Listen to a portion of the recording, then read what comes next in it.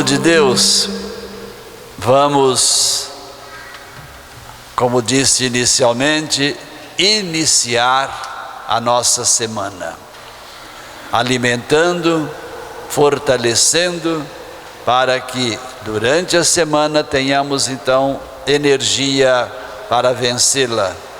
E no próximo domingo voltaremos aqui para reabastecer novamente.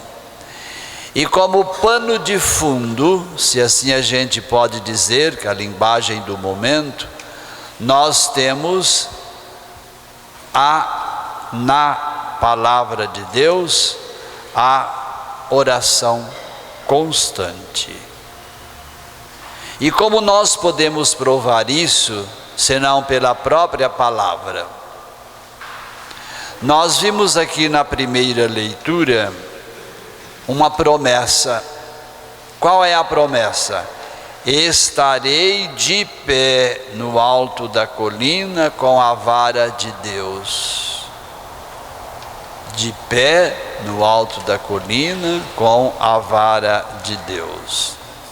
Então Moisés que sobe para a colina, acompanhado de alguns outros personagens, para estar firme na luta contra alguém que precisava, queria e devia lutar. E a arma maior e a principal que ele teve em mãos foi a oração. E aqui eu saio um bocadinho pela janela, mas eu volto logo. Vamos dar um retorno no evangelho da semana passada. Qual foi? A cura dos 10 leprosos. E apenas um voltou para falar com Jesus. Mas o que eu quero chamar a atenção é como foi a forma, a maneira que aquele que veio agradecer, agradeceu. Disse o texto que prostrado por terra, agradeceu. Depois, olhando para o Senhor, agradeceu. Porque eu saio pela essa janela, estou chegando de volta, para dizer que várias formas nós temos de oração. Ajoelhados, de cócoras, mesmo prostrado, com braços erguidos, com mãos em preces, etc. Estas são algumas formas de oração. E agora retomo ao texto dizendo que Moisés teve a sua forma de oração, braços abertos. Mas o braço aberto, minutos depois ele cansa e vai querer prostrar, cair. Isso é cada um de nós. Moisés humano também teve essa limitação, mas ele não queria desistir da oração. O que faz? Convida, portanto, 2 pessoas para segurar o seu braço. Mas quem estava segurando o braço era a gente, também com a sua limitação, com o seu cansaço, etc. E aqui vem a criatividade para que os braços abertos permaneciam ou permanecessem em oração. O que faz? Coloca-se uma pedra. A pedra, esta sim, segura, sustenta, e foi o que aconteceu. E ele, com os braços abertos durante o tempo todo, apoiado numa pedra, em 2 pedras, ele venceu a batalha. Vamos levar isso já para a nossa vida, meu povo? Nós cansamos muitas vezes também, não dos nossos braços abertos, mas muitas vezes nós cansamos usando a seguinte frase: eu falei com Deus, eu falo com Deus, será que Ele não me escuta? Não, Deus escuta. A limitação é minha, o braço que me ajudou é do meu vizinho, mas a pedra que é a oração, ela permanece firme. Por isso eu convido vocês, desde já, antes de concluir a minha meditação, a estarmos não com os braços físicos abertos, mas com nossos braços espirituais abertos, apoiados sim na pedra que me sustenta, para que eu tenha a força necessária para vencer tantos e tantos obstáculos que a vida nos apresenta. Vamos caminhar um bocadinho mais. Aí nós temos quem? Paulo. Tiago também, mas Paulo que escreve para Timóteo.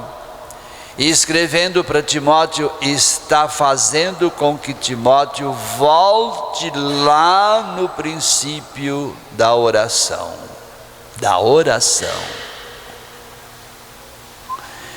Nós voltamos agora há pouco na palavra de Deus, no sentido de agradecimento, para dizer uma maneira e uma forma de oração. Paulo aqui está falando para Timóteo e está falando para mim, para vocês, para nós nesta manhã, nesse dia, nesse templo, a mesma coisa que falou para Moisés. Na minha frente tem tantos e tantas catequistas quantas são as pessoas que aqui estão. Padre, eu sou catequista. Talvez não aquele ou aquela catequista que tem na frente 10, 5, 100 catequizandos, mas tem na sua frente a própria pessoa que é você.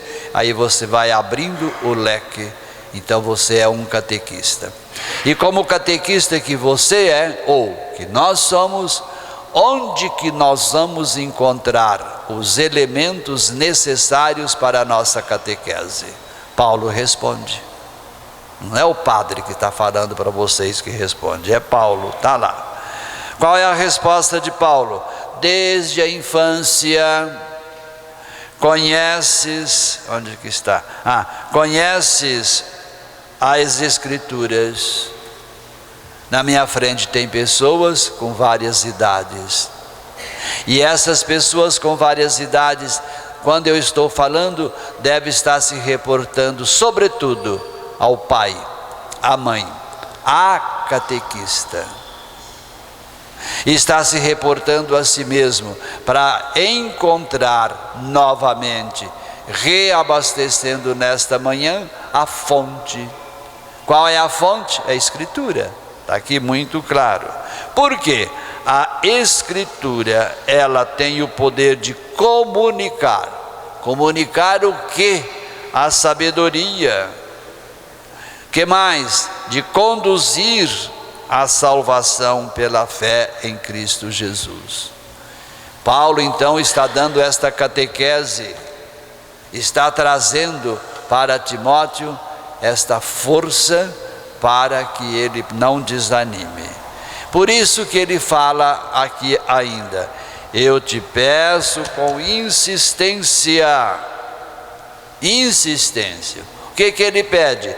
Proclama a palavra, insiste oportuna e inoportunamente, argumenta, repreenda, aconselha, e assim vai indo. Vamos voltar? Moisés, de braços abertos em oração, sendo sustentado pelo Senhor. Paulo, olhando este quadro, conduz a toda a igreja, apresenta à igreja a fonte genuína, segura da palavra, da pedra que sustenta. Depois, para terminar a nossa meditação, nós temos quem? O próprio Cristo, o catequista por excelência, o evangelizador, o Filho do Pai, mostrando o reino. E para que o povo pudesse entender bem, e bem entender, aquilo que ele estava anunciando, então ele falava por parábolas, por comparação, para que o povo pudesse entender. E para dizer que a oração nunca pode ser interrompida. E ele estabelece essa comparação desse juiz e desta pessoa simples. O juiz, que o próprio texto nos disse que não acreditava nem em Deus nem nos homens, mas tinha alguém que estava ali no seu pé, usando um pouco de gíria. Usando esse pouco de gíria, ela ia buscar com esse juiz aquilo que ela precisava, que era a justiça para ela. E o juiz, usando gíria ainda, não dava muita bola, mas ela insistia. Chega um determinado momento, esse juiz, posso falar besteira? Vocês não escandalizam?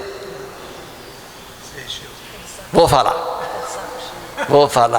O juiz fala, já estou de... O resto vocês concluem. Vou fazer justiça. E ela ficou feliz.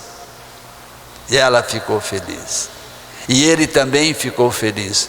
Ficou feliz porque fez justiça. Ficou feliz porque ficou livre daquela pessoa. Veja bem, meu bom povo, Deus não quer ficar livre de nós, não. Pelo contrário, Ele quer nos ouvir. Ele quer ser a pedra que vai apoiar o meu, o seu, o nosso braço. É o pai que quer escutar a voz do filho. Portanto, não fiquemos irritados com Deus se aquilo que eu estou pedindo, exigindo, como aquela viúva estava exigindo, não chegou na hora certa. Ou seja, na hora que eu queria, na hora certa chegou. Tanto é que o juiz fez uma boa e bela reflexão. Vou atendê-la. Deus também, humanamente falando, Ele tem o seu momento de atender o seu, o meu, o nosso pedido. Então, nessa semana, meu bom povo, eu proponho que nós estejamos em nossa mente esses quadros que eu acabei de pintar. Quadro de Moisés, quadro de Paulo e o quadro do juiz chamado iníquo e da simples viúva que está ouvindo a palavra dele. Tá bom assim? Alguém quer usar o microfone? Padre, você falou tolice. E eu fico quieto. Tá bom assim?